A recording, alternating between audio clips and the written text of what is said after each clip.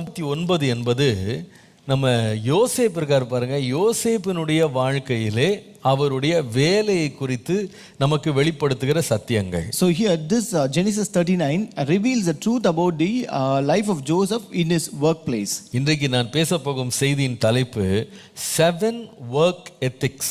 நம்முடைய வேலையிலே நாம் கடைபிடிக்க வேண்டிய 7 கோட்பாடுகள் அல்லது அதை வெளிப்படுத்தும் 7 உண்மைகள். So today I am going to speak on the title 7 work ethics. 7 வேலைக்குரிய உண்மைகள். 7 work ethics. கர்த்தருடைய நாமத்திற்கு மகிமை உண்டாவதாக. Glory be to the name of the Lord. முதலாவது நம்ம ஒவ்வொன்றா நம்ம போலாம், வேகமா நம்ம கவனிக்க போறோம். So we'll go one by one.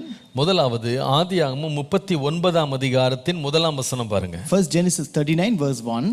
யோசேப்பு எகிப்து கொண்டு போகப்பட்டான், பார்வோனுடைய பிரதானியும் தலையாரிகளுக்கு அதிபதியுமாகிய போர்த்திபார் என்னும் எகிப்து தேசத்தான் அவனை அவ்விடத்திற்கு கொண்டு வந்த இஸ்மவேலரிடத்தில் விலைக்கு வாங்கினான். And Joseph was brought down to Egypt, and Potiphar, an officer of Pharaoh, captain of the guard, an Egyptian, bought him of the hands of the Ishmaelites, which had brought him down thither. கர்த்தருடைய நாமத்திற்கு மகிமை உண்டாவதாக. Glory be to the name of the Lord. இந்த இடத்துல நாம கவனிக்க வேண்டிய முதலாவது ஒரு சத்தியம் என்னவென்றால், the first important truth or ethic that we have to notice here, தேவன் நம்முடைய வேலை ஸ்தலத்தை தீர்மானிக்கிறார். it is God who decides our work and workplace. ஆகவே நமக்கு இருக்க வேண்டிய first ethics regarding our work என்னன்னு கேட்டீங்கன்னா, you should be complaint free in your work. நம்முடைய வேலையில் குறை சொல்லாமல் வேலை செய்ய வேண்டும். First ethic is you should be complaint free in your work. வேலையை குறித்து குறை சொல்லாமல் இருக்க வேண்டும். You should be complaint free.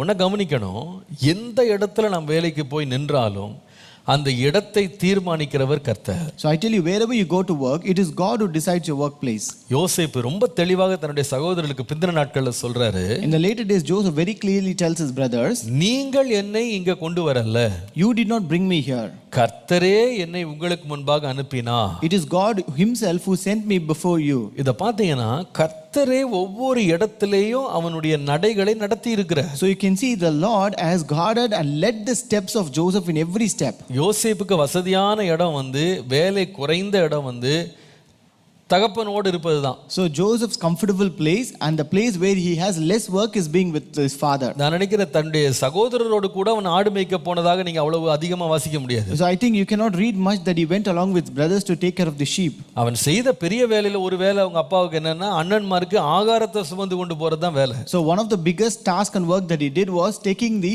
food to his brothers. ஆனால் இவன் இதே இடத்துல உட்கார்ந்து இருந்தா நிச்சயமா எகிப்துக்கு அதிபதியா வந்திருக்க முடியாது. But if he continued to sit in that place, he cannot become the ruler of Egypt.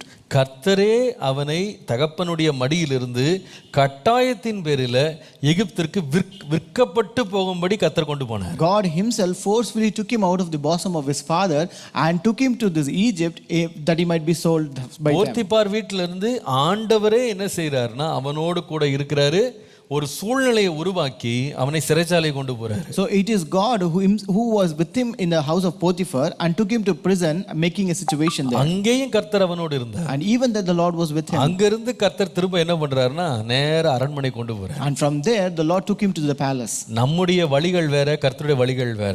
Our ways are different, but God's ways are totally different. கர்த்தரே நம்முடைய வேலை செய்கிற இடத்தை தீர்மானம் பண்ணுகிறார் அப்படின்னு நீங்க முதல்ல விசுவாசிக்கணும். First you have to believe that it is God who decides your work and your workplace. ஆகவே நான் அதை குறித்து எந்த குறையும் நான் சொல்ல மாட்டேன். Therefore I will have no complaints regarding that. என் வேலை ஸ்தலத்தை குறித்து முறுமுறுக்க மாட்டேன். I will not murmur about my workplace. என் வேலையை குறித்து நான் துக்கமா இருக்க மாட்டேன். I will not complain regarding my work. அது சின்ன வேலையோ பெரிய வேலையோ லகுவான வேலையோ கஷ்டமான வேலையோ எல்லா இடத்தையும் எல்லா வேலையும் கர்த்தர் தீர்மானிக்கிறார் என்று நாம முதல்ல விசுவாசிக்கணும். No matter whether it is a small job or a great job, whether it's an easy job or a difficult job, but we have to realize and understand it is God who decides our work and workplace. இரண்டாவது ஒரு முக்கியமான சத்தியம், The second important truth, இரண்டாம் வசனம் பாருங்க, verse 2, ஆதியாகமம் 39:2. Genesis 39:2.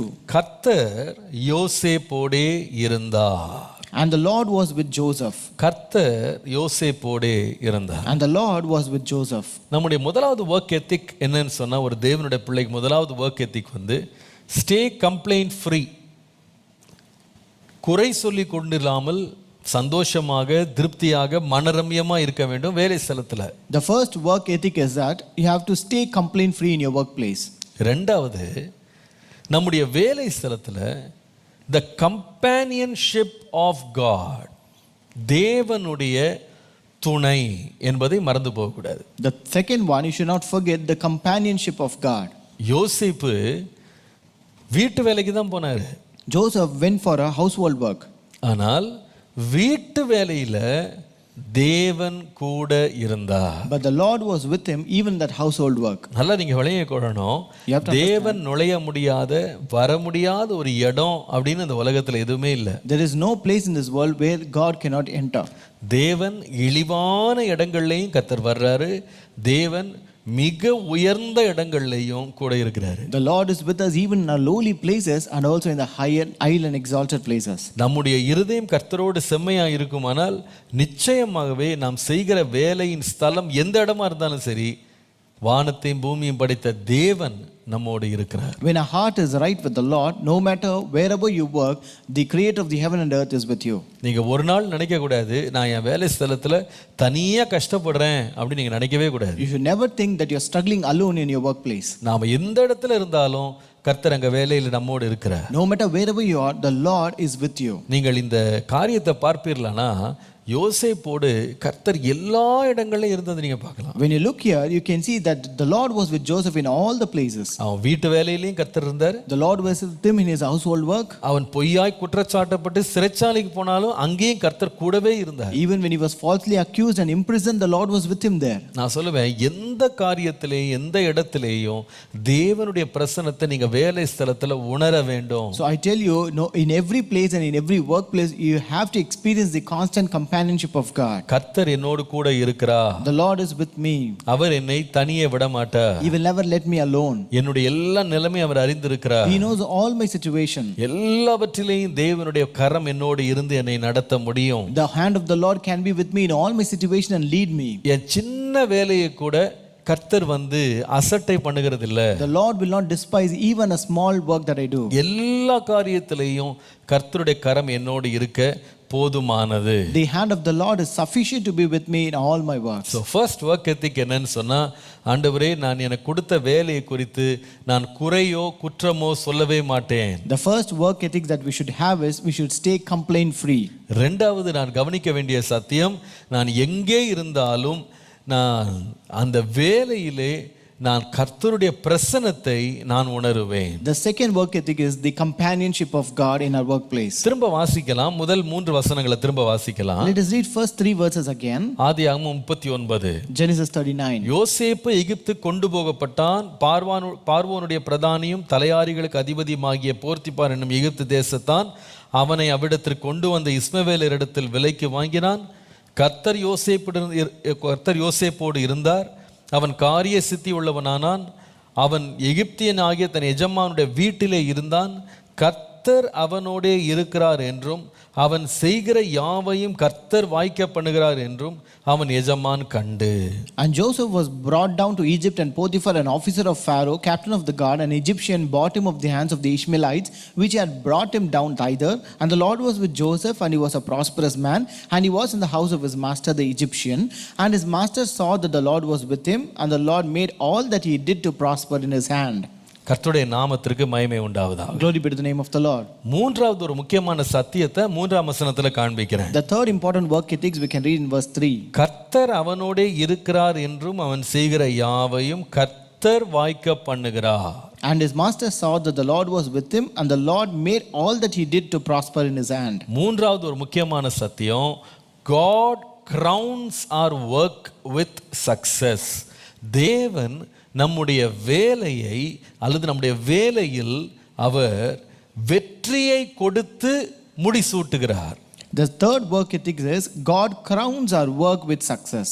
கர்த்தர் அவனோடு இருந்து அவன் செய்கிற எல்லாவற்றையும் கர்த்தர் வாய்க்க பண்ணுகிறார் என்று எஜமான் கண்டான். The master saw that the Lord was with him, and the Lord had made all that he did to prosper. நீங்க பாருங்க, எங்க கர்த்தர் வாய்க்க பண்ணுகிறாருன்னு கேட்டா, அவன் செய்கிற யாவையும். So where did the Lord, what did the Lord prosper? Whatever he did. பார்த்தீங்கன்னா இதில் முக்கியமான ஒரு சத்தியம் இருக்குது. அவன் செய்கிற யாவையும் சொல்லும்போது அதை மாற்றி கூட வாசிக்கலாம். அவன் யாவையும் செய்தான்னு கூட வாசிக்கலாம். So when here it says that the Lord made all that to be prosper, we can also read it that way. He did all the work. It not only that God prospered all his work, Joseph was willing to do all the work. அதுதான் ரொம்ப interesting. அதில் இதை தான் செய்வேன் இதை செய்ய மாட்டேன் அப்படின்னு he was not choosy. அவன் வந்து தேர்ந்தெடுக்கிறவனா இல்லை. He was not choosy that I will do only this work, I will not do that work. நீங்கள் எப்போ உங்கள் வாழ்க்கையில் தேவனுடைய ஆசீர்வாதம் முடிசூடுன்னு சொன்னால், எந்த வேலையை குறித்தும் நீங்கள் தாழ்வாக நினைக்காம எல்லா வேலையும் கர்த்தரே தருகிறாருன்னு சொல்லி அதை மனப்பூர்வமாக செய்யும்போது கர்த்தர் அதை ஆசீர்வாதத்தினால் என்ன பண்றாருன்னா முடிசூட்டுகிறார். So when you willingly do all the work, not despising any task, only then the Lord crowns your work with success. கர்த்தருடைய நாமத்திற்கு மகிமை உண்டாவதா. Glory be to the name of the Lord. இந்த மூன்றாவது work ethic நீங்க எப்படி கூட எழுதிக்கலாம்னு சொன்னா, don't be choosy in your work ன்னு எழுதிக்கலாம். You can also write this third work ethic as don't be choosy in your work. நம்முடைய வேலையில இதை தான் செய்வேன் அப்படின்னு சொல்லக்கூடாது. You should not say that I will do only this work. கர்த்தர் என் கையில வாய்க்க பண்ணுகிற எந்த வேலையா இருந்தாலும் நான் செய்வேன். No matter whatever work the Lord prospers in my hand, I will do it. ஒரு முறை நான் சிங்கப்பூர் தேசத்துக்கு போயிருக்கும்போது அங்கே எனக்கு கார் ஓட்டுகிற ஒரு மனிதனுடைய வாழ்க்கையை கண்டு அவர் செய்கிற வேலைக்கும் அவர் ஓட்டுற காருக்கும் சம்மந்தமே இல்லையேன்னு சொல்லி நான் அவரிடத்துல என்ன வேலைன்னு கேட்டேன். So once when I've been to Singapore, I was really shocked to see a person who drives my car. So the work that he does and the car that he has, they both have no connection with each other. அப்ப அவர் ஒரு காரியம் சொன்னாரு. He told one thing. எப்படி இதெல்லாம் இந்த கார்லாம் வாங்குறீங்கன்னு கேட்டேன். I asked him, how can you afford such a kind of car? அவர் சொன்னாரு, I have learnt in life not to be lazy, not to be choosy ன்னு சொன்னார். சோம்பேறியாகவும் இருக்கக்கூடாது, இதை தான் செய்வேன் அப்படின்னு சொல்லி அடம் பிடிக்கவும் கூடாதான். எது கிடைத்தாலும் அதை மனப்பூர்வமாக சந்தோஷத்தோடு சுறுசுறுப்போடு செய்யணும்னு கற்றுக்கொண்டேன்னு சொன்னேன். He said, I learned to do whatever I get actively, willingly and with the whole heart. Don't be choosy in your work. கர்த்தர் என் கையில் எதை பணிக்கிற கொடுக்கிறாரோ அதை நான் சந்தோஷமா செய்வேன். Whatever work the Lord gives in my hand, I will do it very happily. நீங்கள் யோசேப்பை பார்த்தீங்கன்னா இதை தான் செய்வேன் இதை செய்ய மாட்டேன் இவ்வளவுதான் செய்வேன் இவ்வளவு இதுக்கு மேலே செய்ய மாட்டேன் நம்ம ஒரு நாள் ரெஸ்ட்ரிக்ஷன் போடவே இல்லை. When you look at Joseph, he was not choosing his work that he will do only this and that, and he never had any restrictions in his work. வேதம் சொல்லுகிறது கொஞ்சம் கொஞ்சமா அவனுடைய வாழ்க்கையில் நீங்கள் பார்ப்பீர்களானா 4ஆம் வசனத்தை விசேஷமா பார்த்தா தனக்கு உண்டான யாவற்றையும் அவன் கையில் ஒப்புவித்தான்னு அந்த வசனம் முடியுது 4ஆம் வசனம். And in verse 4 you can see that he made him overseer over his house and that he put into his hand. தனக்கு உண்டான whatever he had he put it in his hand. அப்படின்னா எல்லா வேலையும் செஞ்சிருக்கான். So it means that he has done all the work. அதே போல நீங்க சிறைச்சாலைக்கு போனீங்கன்னா அங்கேயும் வந்து அவனுக்கு வந்து பொறுப்பை கொடுத்து அவனை வேலை செய்ய வைக்கிறான். So even when you see that when he went to prison, he was given responsibility and he did his work. இன்னும் ஆச்சரியம் என்னன்னா தனக்கு கொடுக்கப்படாத எக்ஸ்ட்ரா ஒர்க்கே இவன் எடுத்து செய்திருக்கான். So what is more surprising is that he went to an extra mile to do the work which is not given to him. பாருங்க அந்த ரெண்டு மந்திரிகள் வந்து துக்கமா இருந்தாங்க. So when those two ministers were sad, அவர்களுக்கு ஆகாரம் கொடுக்கணும் அவர்களை கவனிக்கணும் தான் வேலை. ஆனா இவன் எக்ஸ்ட்ராவா போய் ஏன் அவங்க முகம் அவ்வளவு துக்கமா இருக்கு வாடலா இருக்குன்னு கேட்க போய் உங்க தரிசனத்தை உங்க சொப்பனத்தை என்கிட்ட கொடுங்க சொல்லுங்க நான் உங்களுக்கு அர்த்தம் சொல்றேன்னு சொல்லி அதை கேட்டு வாங்குறான். So his work is just to provide them food, but he went there and inquired why they are very sad and he asked them to tell their dreams and he also interpreted their dreams. அது மாத்திரம் இல்ல நீங்க அவனை ராஜாவுக்கு முன்னாடி நிக்கும்போது பாருங்களேன். Even when he stood before the king, ராஜா என்ன கேக்குறாருன்னா சொப்பனத்தின் அர்த்தத்தை சொல்லுன்னு தான் கேட்டாரு. The king asked for the interpretation of the dream.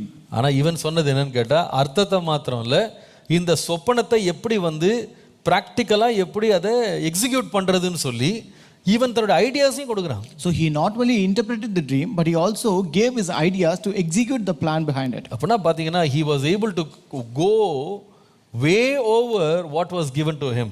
அவனுடைய கொடுக்கப்பட்ட உத்தரவாதங்களை மிஞ்சியும் வேலை செய்கிறவனா நீங்க பார்க்கலாம். அப்படிப்பட்ட ஒரு மனப்பான்மை அவனுக்கு இருந்தது. He had such a kind of attitude. இன்னைக்கு நிறைய இடங்கள்ல நிறைய பேர் செழிக்காது இருக்க காரணம் என்னன்னா நான் இதை தான் செய்வேன் இதை செய்ய மாட்டேன் இவ்வளவுதான் செய்வேன் இவ்வளவுதான் செய்ய மாட்டேன் இப்படி இவங்களே ஒரு ரெஸ்ட்ரிக்ஷன் போடுறதுனால அவர்கள் வேலையிலேயே அவர்கள் செழிக்கிறது இல்லை. Today why many people are not successful and prosperous in their work, it's because they themselves lay their restrictions saying that I will do only this, I will not do that, I will not go there, I will not do this. ஆனா யோசேப்பை பாத்தீங்கன்னா இந்த மாதிரி வேலை செய்து அவனுக்கு பழக்கமே கிடையாது. But Joseph was not used to such kind of work at all. அவன் வீட்ல வளரும்போது அவனுக்கு எல்லாம் வேலைக்காரர் வேலைக்காரிகள்லாம் இருந்தாங்க. When he was brought up in his house, he had all the male servants and maid servants. ஆனா அதனால எனக்கெல்லாம் வீட்ல வேலை செஞ்சு பழக்கம் இல்லைன்னு சொல்லிட்டு அமைதியா இல்ல. So therefore he never said, I'm not used to such kind of work, and he was not sitting silent. அவன் கொடுக்கப்பட்ட எல்லா உத்தரவாதங்களையும் அவன் தான் தேர்ந்தெடுக்காம மகிழ்ச்சியோட செய்தான். So he was not choosy in his work, but he did all the work that was given to him. So முதலாவது நான் சொல்வேன், be complaint free. எந்த காரியத்திலேயும் இதை தான் குறை சொல்லி கொண்டு வேலை செய்யக்கூடாது.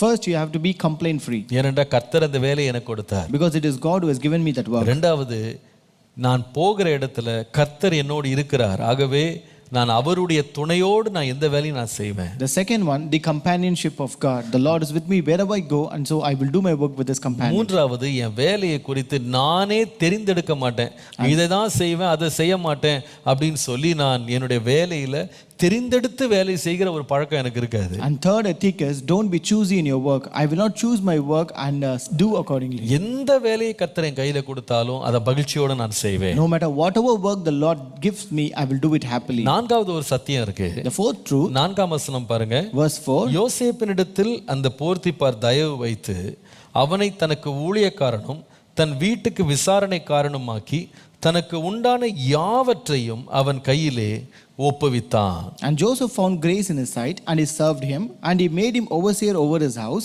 and all that he had he put it in his hand. கர்த்தருடைய நாமத்திற்கு மகிமை உண்டாவதாக. Glory be to the name of the Lord. The fourth work ethic is Joseph gained the confidence of his superiors. நாலாவது அவனுக்கு இந்த நல்ல ஒரு காரியம் நம்ம கற்றுக்கொள்ள வேண்டியது என்னன்னா, தன்னுடைய அதிகாரிகளுடைய கண்களிலே அவன் நம்பிக்கைக்குரியவனாய் மாறினான். Fourth work ethic is Joseph gained confidence in his supervisors. அவனுடைய அதிகாரிகள் அவனை 100% நம்ப முடிந்தது. His officers were able to trust him to the 100%. வேதம் சொல்லுங்க பாருங்க, யோசேப்பினிடத்தில் எஜமான் தயவு வைத்தாராம். So here the Bible says Joseph found grace in his sight. தனக்கு ஊழியக்காரனாக வேலைக்காரனாக மாத்திரமல்ல, தன் வீட்டுக்கு விசாரணைக்காரனாக மாற்றினானா. He not only set him as a servant, but he also made him overseer over his house. தனக்கு உண்டான யாவற்றையும் ஒப்பு கொடுத்தான். And whatever he had, he gave all that into the hand of Joseph. இது மாதிரி யாரும் பொதுவா செய்யறது இல்ல. Generally no one does like this.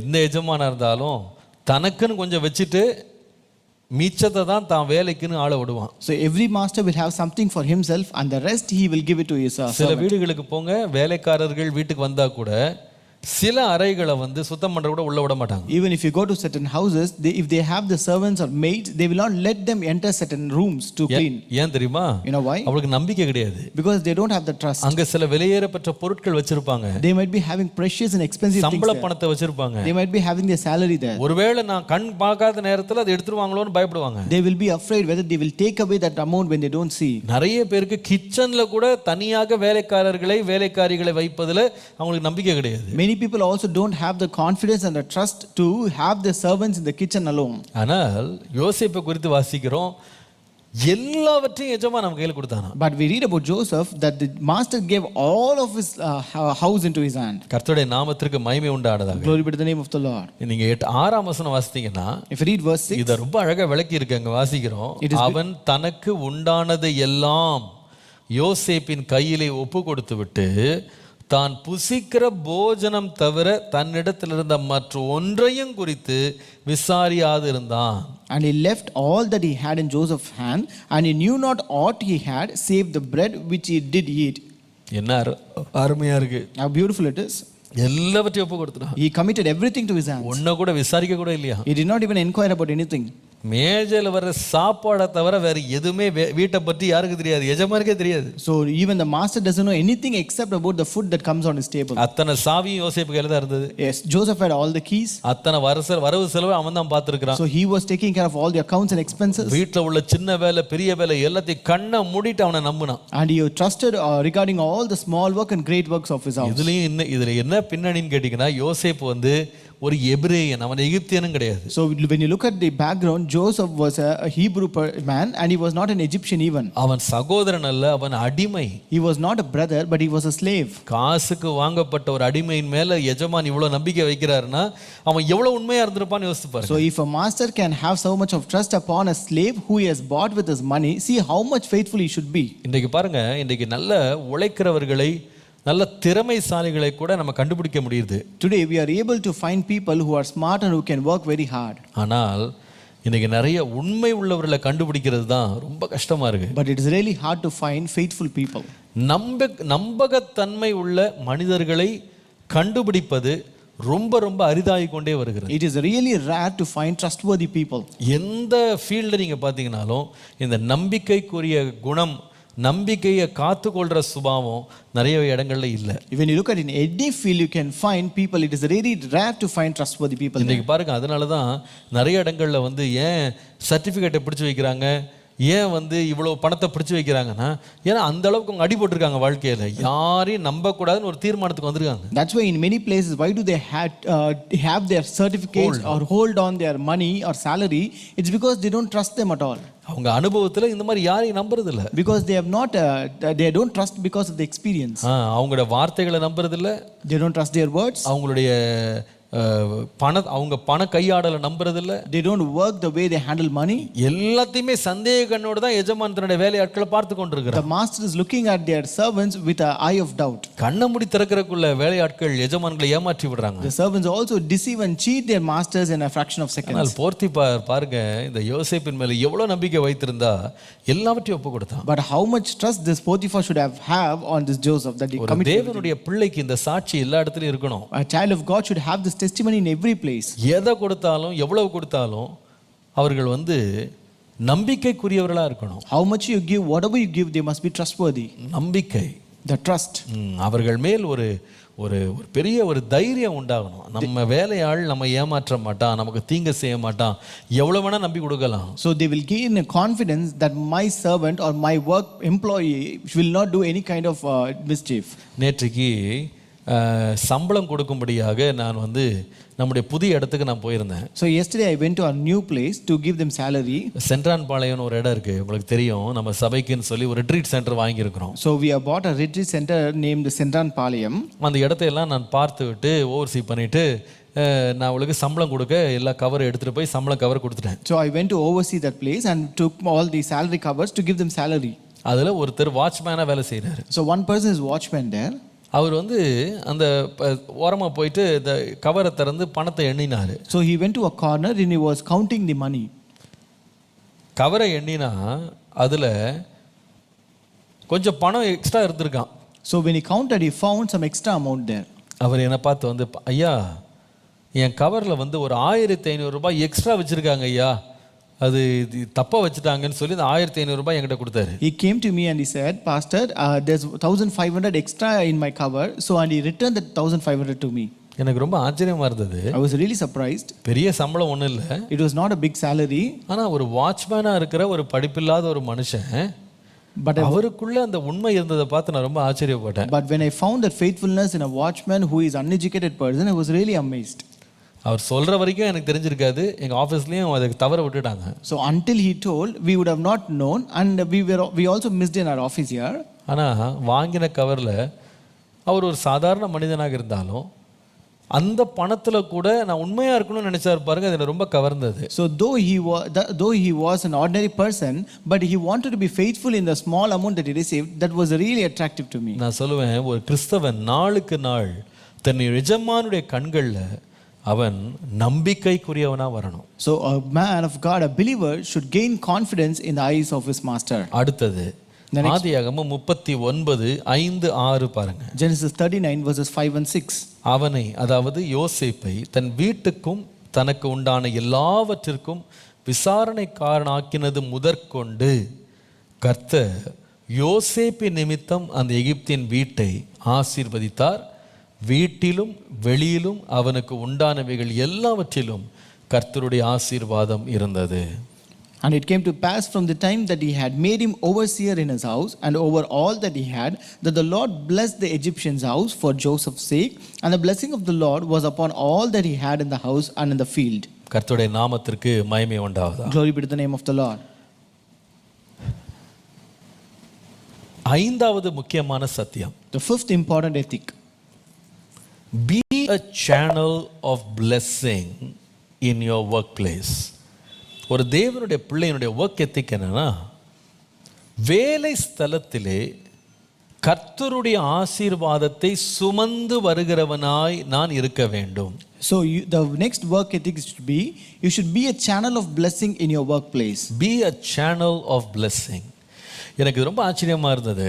பொதுவாக வேலைக்கு போகிறவங்க எதுக்கு வேலைக்கு போகிறாங்கன்னா, தாங்க சம்பாதிக்கணும், தாங்க நல்லா இருக்கணும், தங்களுக்கு சம்பளம் கிடைக்கணும், தங்களுக்கு வருமானம் வரணும், தங்களுக்கு வாழ்க்கை உண்டாகணும் தான் வேலைக்கு போகிறோம். So people generally go to work that they may earn money, that they may income and get the salary, that they should live well and a blessed life. அதாவது பொதுவாகவே நாம சம்பாதிக்க தான் வேலைக்கு போகிறோமே தவிர வேற எதுக்கும் கிடையாது. So generally we go to work to just earn money and nothing else. ஆனால் ஒரு தேவனுடைய பிள்ளை வேலைக்கு போகிறதுல வித்தியாசம் என்னன்னு கேட்டிங்கன்னா, But what is the difference between a believer who is going to the work? நான் சொல்லுவேன், அவன் வேலைக்கு போகும்போது அவன் ஆசீர்வதிக்கப்படுறது மாத்திரம் இல்லை, தனக்கு வேலையை கொடுத்தவனும் தன்னிமித்தமாக அவன் ஆசீர்வதிக்கப்படுறான். So when he goes to work, it is not only he is blessed, but also the one who has appointed him for this work is also blessed through him.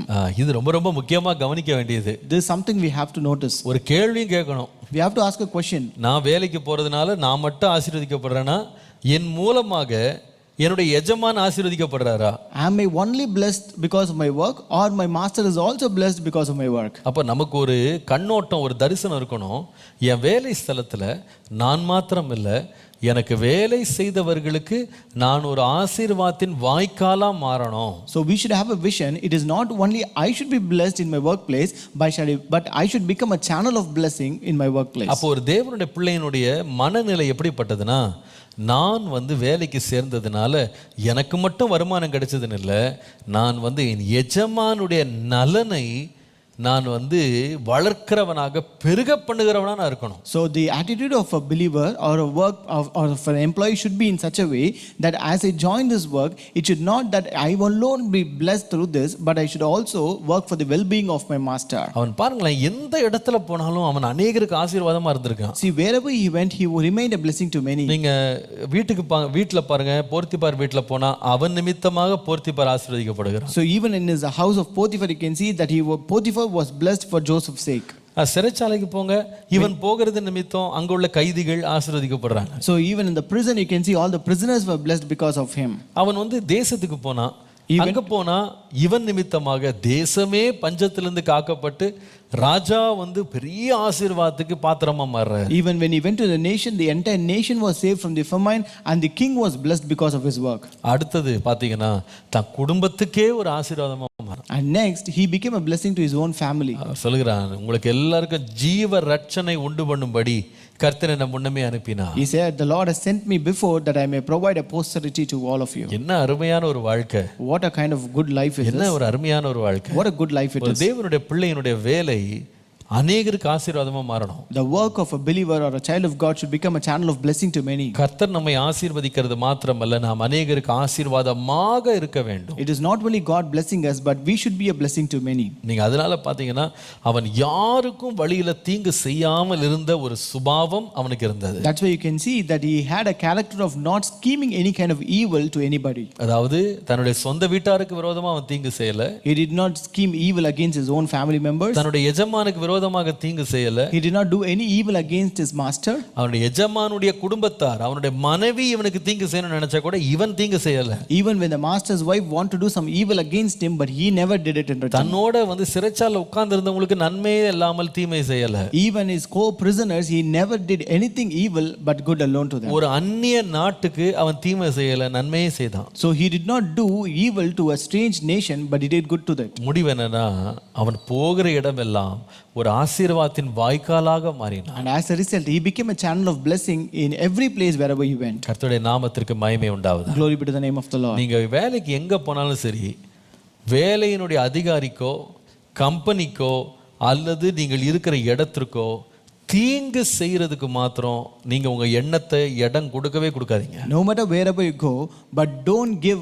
room to scheme evil against your office or officer or boss or anything else. சில பேர் இருக்காங்க, தங்களுக்கு ஏதோ ஒன்று பிடிக்கல, தங்க வேலை ஸ்தலத்துல பிடிக்கலன்னா அந்த வேலை ஸ்தலத்துக்கு நேரடியாகவோ மறைமுகமாகவோ தீங்கு செய்யணும்னு உள்ளே உட்கார்ந்துட்டு பிணைப்பாங்க. So there are certain people, if they don't like something about your workplace, either directly or indirectly, they will sit there and scheme evil against them. இப்படிப்பட்டதை கவனிச்சிருக்கீங்களா? Have you noticed such kind of people? உள்ளே வேலை செய்வாங்க, they will work there, ஆனா அந்த கம்பெனிக்கு விரோதமாக அதிகாரிக்கு விரோதமாக பின்னணியில வந்து அவங்க வந்து தீங்குகளை பிணைப்பாங்க. but they will scheme evil against that boss and also company in the background. சில இடங்களில் நான் பார்த்திருக்கேன், தங்கள் சொந்த அதிகாரிக்கு தங்களுடைய எஜமானுக்கு தீங்கு செய்து அதனால் வருகிற நஷ்டத்தை அவர் படுகிறத பார்த்து சந்தோஷப்படுறவங்க கூட சில பேர் இருக்காங்க. And there are also certain people who rejoice over the loss that their bosses incur by the evil that they schemed against them. And they are happy about it. And they are so happy. நான் தீங்கு செஞ்சிட்டேன்றதை திருப்தி அடைகிறாங்க. And they are really satisfied about that evil they have done. ஒரு தேவனுடைய மனுஷனோட இருதயம் அப்படி இருக்கவே கூடாது. And the heart of a child of God should not be so. நான் எந்த இடத்துக்குள்ள நுழைந்தாலும் என்னாலே ஆசீர்வாதம் வர வேண்டுமே தவிர என்னால வேதனை மட்டும் வரவே கூடாது. No matter wherever I go, it should be blessing that should come in that place, not a pain and a curse. இன்னொரு காரியத்தையும் கவனிக்கலாம். Let us see the next one. ஆதியாகமம் 39ஆம் அதிகாரம் 7ஆம் வசனம் முதல். Genesis 39 from verse 7 onwards. நான் முழு பகுதியை வாசிக்க நேரம் இல்லை, நான் ஒரு வசனத்தை மட்டும் வாசித்து நிறுத்திடுறேன். So I'll read one verse alone and stop. சில நாள் சென்ற பின்பு அவனுடைய எஜமானின் மனைவி யோசேப்பின் மேல் கண் போட்டு என்னோட சயனி என்றாள். And it came to pass after these things that his master's wife cast her eyes upon Joseph and she said, lie with me. நீங்கள் தொடர்ந்து இந்த காரியத்தை 12ஆம் வசனம் வரைக்கும் வாசிக்கலாம். You can read this incident until verse 12. Work ethics என்று சொல்லும்போது ஆறாவது நாம் கற்றுக்கொள்ள வேண்டிய முக்கியமான ஒரு காரியம் வந்து any work can have corruption inside. எந்த வேலை ஸ்தலமோ வேலையாக இருந்தாலும் அதிலே பொல்லாங்கு தீமை என்பது இருந்தே ஆகும். The sixth work ethics that we have to learn is that any work can have corruption inside. Any work, எந்த வேலைக்கு நீங்கள் போனாலும் அந்த வேலையிலே ஒரு சிலரோ அல்லது அநேகரோ பலவிதமான பொல்லாங்கு செய்கிறதுக்கு அவங்க உள்ள உட்கார்ந்திருப்பாங்க. So it might be any work, but there might be one person or many people who will be waiting to do corrupt and do corruption. Any work has corruption inside. Any work. எனக்கு ரொம்ப ஆச்சரியமா இருந்தது. இது பெரிய company கிடையாது, வேலைக்கு போனது ஒரு வீட்டுக்கு தான். So this is not a big company here, it is just a house where he went for work. இந்த வீட்டில் எஜமான் வந்து அவ்வளோ ஒரு நல்ல ஒரு உள்ளமுள்ள மனுஷன். This master is a very good hearted man here. அவன் எல்லாவற்றையும் யோசேப்பை நம்பி அவன் கையில் கொடுக்குறான். So he trusted Joseph and committed everything in the hand of Joseph. அவன் அடிமை போல ட்ரீட் பண்ணல, அவனை தன்னுடைய பங்காளியை போல ட்ரீட் பண்றான். He did not treat him like a slave, but he treated him like a partner. ஆனா இந்த வீட்டில் மற்ற வேலைக்காரர்களால் ஏதாவது பிரச்சனைன்னு கேட்டால் அங்கேயும் பிரச்சனை கிடையாது. If you ask, is there any problem with other servants, it was not so. ஆனால் அந்த வீட்டினுடைய எஜமாட்டியே இவனுக்கு ஒரு பெரிய பிரச்சனையா மாறினார். But this mistress of the master's wife became a great problem for him. ஒரு தேவனுடைய பிள்ளை நல்லா விளங்கி கொள்ளணும், எப்படி ஒரு சம்பூர்ணமான ஒரு உலகம், பூரணமான கரையற்ற ஒரு உலகம் இந்த உலகத்தில் இல்லையோ அதே போல ஒரு துன்மார்க்கம் இல்லாத ஒரு வேலை ஸ்தலமும் இல்லை என்பதை நீங்கள் விளங்கி கொள்ளணும். Like how there is no perfect world here, we should also understand there is no work without any corruption. நிறைய பேர் வந்து என்ன பிரச்சனைன்னு கேட்டால், பாஸ்டர் என் வேலையில் வந்து இந்த பிரச்சனை இருக்குது, அந்த பிரச்சனை இருக்குது, இது சரியில்லை, அது சரியில்லை. Many people will complain saying, Pastor, we have this problem here, this problem in my workplace, this is not right, this is not right. அவங்க அப்படி பண்றாங்க, இவங்க அப்படி பண்றாங்க. They say they are doing that, they are doing like this. அவங்க அப்படி வாங்குறாங்க, இவங்க இப்படி வாங்குறாங்க. They are getting bribes that way and this way. என் கண்ணால பார்க்கறேன் இந்த துன்மார்க்கம் நடக்குது. So I witnessed by my own eyes, I can see all those corruption happening. இன்றைக்கு மாத்திரம் இல்ல, அன்னைக்கே நடந்தது. Not only today, it happened in earlier days as well. ஒரு கம்பெனில இல்லங்க, ஒரு வீட்டுக்குள்ளேயே கரப்ஷனை கண்ட்ரோல் பண்ண முடியல. So it was not in a company, they could not control this corruption in a small house here. இத பத்தி ரொம்ப பேசலாம். We can speak more about this. நீங்க இந்த போர்த்திபாரை பாத்தீங்கன்னா இந்த மாதிரி ஒரு பிரச்சனை நடந்துட்டு இருக்குன்னு அவருக்கு ஒண்ணுமே தெரியல. When you look at this Potiphar, he was not aware such a kind of problem was prevailing in his house. ஒரு பக்கம் பாத்தீங்கன்னா அத்தனை வேலைக்காரனுக்கும் தெரியல. So even all his servants were not aware of this problem. பிரச்சனை வந்து யாருக்குன்னா ஒரே ஒரு வேலையாளுக்கு மட்டும் தான் வந்தது. This problem came only to one servant. கடைசில பாத்தீங்கன்னா அந்த பிரச்சனைக்கான தீர்வை அல்லது அதில் தப்பித்துக்கொள்ள செய்த யோசேப்பின் உண்மையான காரியத்தை கூட நம்புறதுக்கு யாருமே இல்லை. So even at last the true or faithful act which Joseph did to escape from this problem was not also believed by anybody. நீங்க விளையும் கொள்ளன ஒண்ணு வேலை ஸ்தலத்துல வந்து சில வேளையில பிரச்சனை நமக்கு மேல் உள்ள அதிகாரிகள்ட்ட இருந்து வரும். Sometimes you have to understand that people over us in authority, we will have problems and through them. உதாரணமாக யோசேப்பு Potiphar. For example, Joseph and Potiphar. போர்த்திபாருடைய மனைவி இவனுக்கு மேல எஜமாட்டியா இருந்தால் அவள் மூலமாக பிரச்சனை வந்தது. So this Potiphar's wife was above him or over him and he had problem through her. சில வேளையில சோதனை பிரச்சனை என்பது நமக்கு கீழ இருக்கவங்களாலயும் வரும். Sometimes problems and temptations can come through people who are under our authority. உதாரணமாக தாவீது. For example, David. அவனுக்கு சோதனை எங்க இருந்துச்சுன்னா எஜமாட்டி கிட்ட கிடையாது, தன்னுடைய சேவகனுடைய மனைவிட்ட இருந்துச்சு. So here he did not have a temptation with his master's wife, but he had a temptation with his servant's wife. தன்னுடைய சோல்ஜர்ஸ் வைஃப்ல தான் பிரச்சனை. So the problem was with the soldier's wife. எந்த ஒரு ஏரியாவும் சோதனை இல்லாத ஒரு இடம் நீங்க சொல்லவே முடியாது. You can never say there is no area which is devoid of temptation. இவர்களால தான் பிரச்சனை வரும்னா நீங்க வந்து பிரிச்சலாம் பார்க்க முடியாது. You cannot even discern saying that you will get a problem only through this person. வாலிபர்களாலும் பிரச்சனை வரும். You will have problems through young people. சில வேளை இளம் பெண்களால பிரச்சனை வரும். Sometimes it can come because of young girls. இந்த ரெண்டு சம்பவங்களையும் படித்தீங்கன்னா யோசேப்பின் சம்பவம் தாவீதின் சம்பவம் ரெண்டுமே எந்த வழியா சோதனை வந்ததுன்னா திருமணமான பெண்கள் வழியா தான் வந்தது. So if you read both the cases of Joseph and David, the temptation, the problem came only through married women. ஆண் என்றோ பெண் என்றோ பிரச்சனையை பிரிக்கலாம் முடியாது. You can never separate or discern saying that the problem is because of male or female. எல்லா இடத்துலயும் corruption இருக்கு. Corruption prevails everywhere. எல்லா இடத்துலயும் தீங்கு இருக்கு. So there is corruption and evil. எல்லா இடத்துலயும் பொல்லாங்கு இருக்கு. This evil and wickedness prevails everywhere. நாம தான் எச்சரிப்பா இருக்கணும். We should be very careful. நான் போற வேலையில எந்த ஒரு துன்மார்க்கமோ எந்த ஒரு கபடோ எந்த ஒரு குற்றமோ அநீதியோ இருக்கக்கூடாது அப்படின்னு சொல்ற ஒரு வேலை ஸ்தலம் இந்த உலகத்தில் எங்கேயுமே கிடையாது. So you can never find a workplace which is devoid of all this corruption, wickedness or sin. ஆனால் இவ்வளவு கரப்ஷன் இருந்தாலும் தன்னுடைய இருதயத்தை கரைப்படுத்தாம யோசேப்பு பார்த்து கொண்டான். Though he had so much of corruption, this Joseph was very careful not to corrupt his heart through this.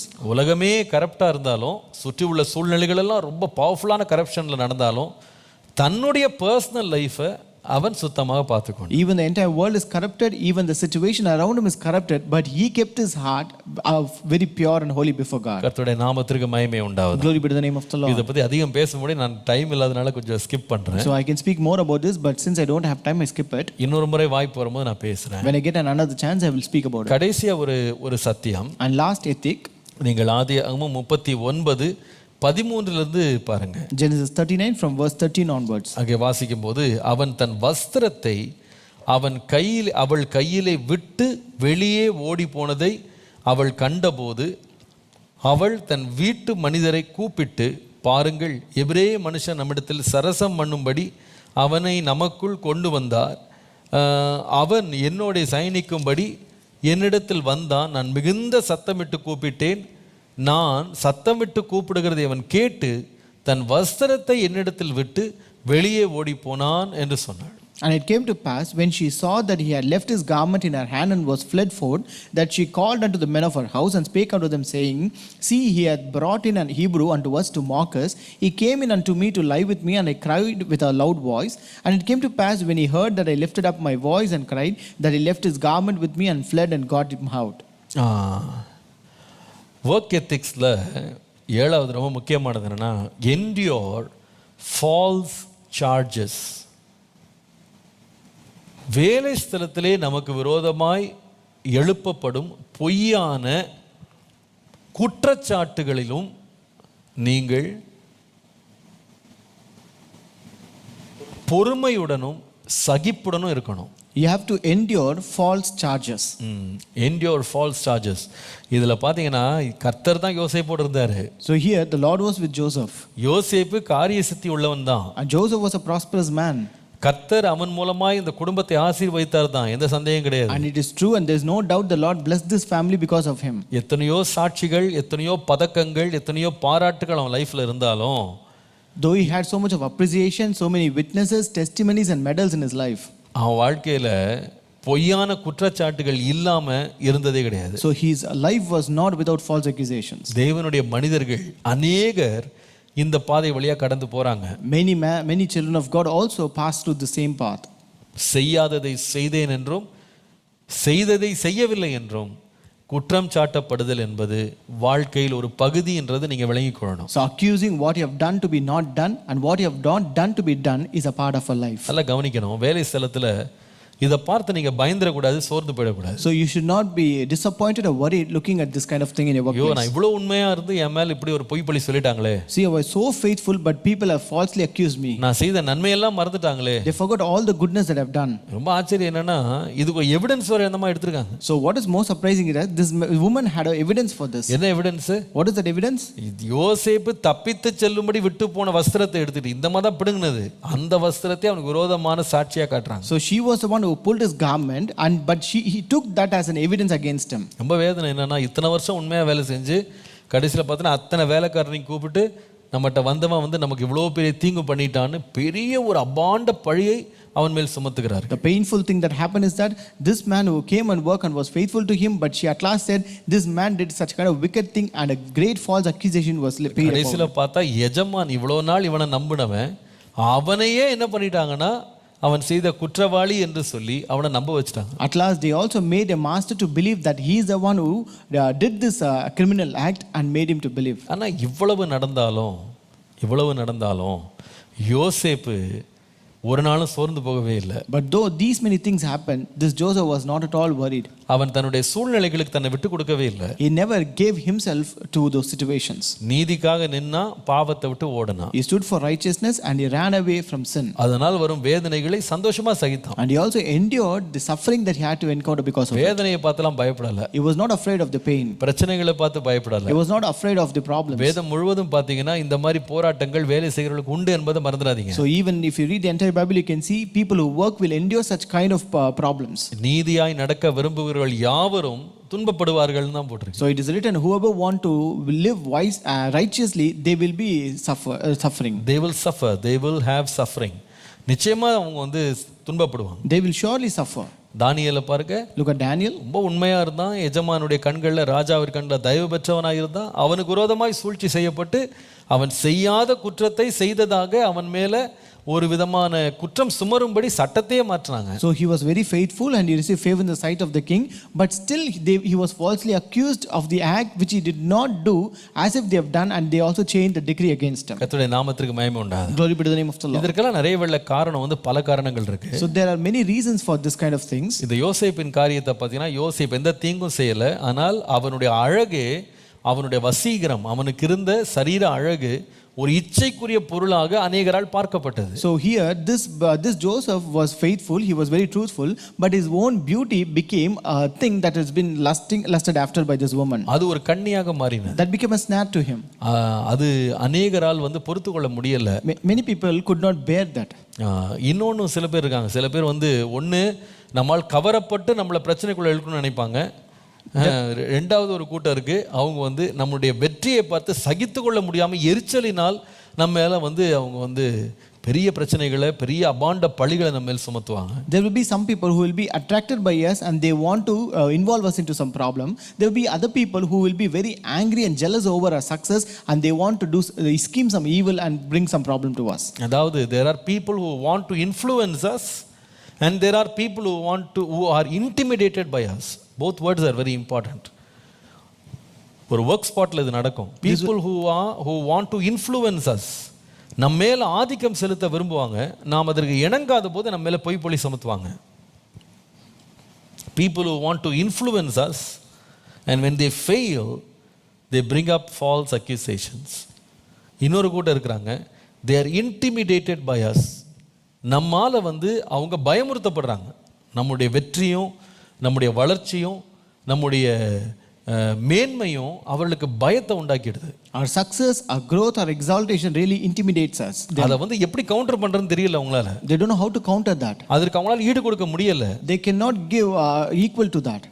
They cannot come equal. அவங்க அதுக்கு ஈடு கட்ட முடியாது. அவளுக்கு இணையாகவே அவங்க வரவே முடியாது. They cannot come equal to that. அதோட விளைவு என்னன்னா, எரிச்சலினாலே நம்மளை என்ன பண்ணலாம்னா பிரச்சனைகளுக்குள்ள ஆழ்த்தலாம். As a result, they can bring problems because of jealousy and anger. ஆனா இத்தனைக்கும் நடுவுல யோசேப்பு கர்த்தருக்கு முன்பாக உண்மையாக இருந்தான். But amidst this, Joseph remained faithful to God. வெற்றியும் உயர்வும் சுலபமாக வரல, ஆனா நிச்சயமாக வந்தது. Success and exaltation did not come easily, but it came surely. நீங்க அதனால சோர்ந்து போக கூடாது. Therefore, you should not be disappointed. 7 காரியங்கள் கவனிச்சோம் இன்னைக்கு. We learned 7 things today. வேகமா அதை பாப்போமா? Let us read that. 7 வேலை ஸ்தலத்துல நம்ம கடைபிடிக்க வேண்டிய 7 முக்கியமான உண்மைகள், சத்தியங்கள். 7 work ethics. நம்முடைய கோட்பாடுகள், ஒழுக்கங்கள். The 7 ethics that we have to follow in a workplace. முதலாவது என்னது? First, கர்த்தரே நம்முடைய வேலையை நிர்ணயிக்கிறார் என்று அறிந்து நாம் நம்முடைய வேலையை குறித்து குறை சொல்லாமல் இருக்க வேண்டும். We have to be complaint free, realizing that it is God who decides our workplace and work. இரண்டாவது, Second, நாம் எந்த இடத்திற்கு வேலையிலே தேவனால் அமர்த்தப்பட்டாலும் அந்த இடத்திலே தேவன் நம்மோடு இருக்கிறார். அது எளிமையான வேலையா இருந்தாலும் தேவன் நம்மோடு இருக்கிறார் அப்படின்றது நீங்க மறந்துடக்கூடாது. So no matter wherever you're working, but we should never forget the companionship of God in our workplace. இன்னைக்கு விசுவாசிங்க, தேவன் நம்முடைய ஆபீஸ்ல நம்மோடு வருகிறார். Today believe that the Lord is coming with you in your workplace. நம்மோடு கூட இருக்கிறார். He is with you. நம்முடைய போராட்டங்களை நம்மளை தனியா விடுறது இல்ல. He is not letting us alone in our struggles. நீங்க செய்யற ஊழியத்துல கூட இருக்கிறார். The Lord is with you in your ministry. வலக்கரத்தை பிடித்து நீ பயப்படாதே, நான் உனக்கு துணை நிற்கிறேன் என்று கர்த்தர் சொல்லுகிறார். The Lord says he is holding on your right hand. He says that do not be afraid, but I am with you. மூன்றாவது நாம் கற்றுக்கொண்ட சத்தியம் என்ன? The third ethic that we learned, எந்த வேலையை கொடுத்தாலும் எல்லா வேலையும் செய்வதற்கு ஆயத்தமா இருங்க. தெரிந்தெடுத்து செய்யறத ஒரு வழக்கமா வைத்திருக்காதீங்க. the third one is don't be choosy in your work. நீங்க எந்த வேலையை செய்தாலும் அதை தேவன் ஆசீர்வதிக்க உண்மை உள்ளவர். The Lord is faithful to bless whatever work you do. நீங்க அவன் செய்வது எல்லாம் வாய்க்கும் தானே போட்டிருக்கு. It is written, all that he does shall prosper. இதை செய்தாதான் நான் வெற்றி பெறுவேன் நினைக்காதீங்க. எதை செய்தாலும் கர்த்தர் நம்மோடு இருப்பார். ஆனால் எல்லாவற்றிலையும் கர்த்தர் வெற்றியை தருவார். ஆகவே நான் தெரிந்தெடுத்து நான் வேலை செய்ய மாட்டேன். So if the Lord is with you in all that you do, the Lord will really give you success. Therefore don't be choosy in your work. நான்காவது, Fourth, நாம் கற்றுக்கொண்ட பாடம் gain confidence of your masters. கர்த்தர் நமக்கு கொடுத்த எஜமான்களுடைய நம்பிக்கையை நாம பெற வேண்டும், சம்பாதிக்க வேண்டும். Fourth, gain confidence of your masters. ஒவ்வொரு நாளும் நம்முடைய நம்பிக்கை பெருக வேண்டும். Each and every day our trust should increase. ஐந்தாவது, Fifth, நம்முடைய வாழ்க்கை வேலை ஸ்தலத்திலே நமக்கு மாத்திரமல்ல அநேகருக்கு ஒரு ஆசீர்வாதத்தின் வாய்க்காலாக மாற வேண்டும். we should become a channel of blessing in our workplace to many. நான் சம்பாதித்தேன், நான் வாழுகிறேன் என்ற நிலையிலே மாத்திரம் இல்லாமல் என் மூலமாக என் எஜமான ஆசீர்வதிக்கப்படணும்னு ஆசைப்படணும். So we should not stop with the state where I earn, I live well, but we should also have a desire that our master should also be blessed through me. ஆறாவது கவனித்தோம், The sixth ethic, வேலை ஸ்தலத்தில் துன்மார்க்கம், கபடு, மோசம் இல்லாத ஒரு வேலை ஸ்தலம் இல்லை. ஆனால் அதிலிருந்து நம்மை நாம் காத்துக்கொள்ள வேண்டிய உத்தரவாதத்தில் நாம் இருக்கிறோம். So any work can have corruption inside, but it is our responsibility to keep away from corruption. Do not involve in corruption. ஏழாவது கடைசியாக நாம் கவனித்தோம், நம்முடைய வாழ்க்கையில் வேலை ஸ்தலத்தில் எவ்வளவு தூரம் நீங்கள் உண்மையாக 100க்கு 100 உண்மையாக இருந்தாலும் அநேக வழியில் பொய் பழிகள், வீண் பழிகள் நம்மேல் சுமத்தப்படும். Even in your workplace, no matter how much you are faithful, there will be false accusations against you. செய்யாததை செய்ததாக, செய்ததை செய்யாததாக நமக்கு விரோதமாக சாட்சியங்களோடு சில வேளையில கொண்டு வருவாங்க. Sometimes they will also bring evidences saying that what you have done has not done and what you have not done has done by you. ஆனால் அவைகளை பொறுமையோடு சகிக்க வேண்டும். But you have to endure false charges. முடிவிலே நம்முடைய நித்திய எஜமான் நமக்கு பலன் தருவார். At last our eternal master will reward us. இது உங்களுக்கு பிரயோஜனம்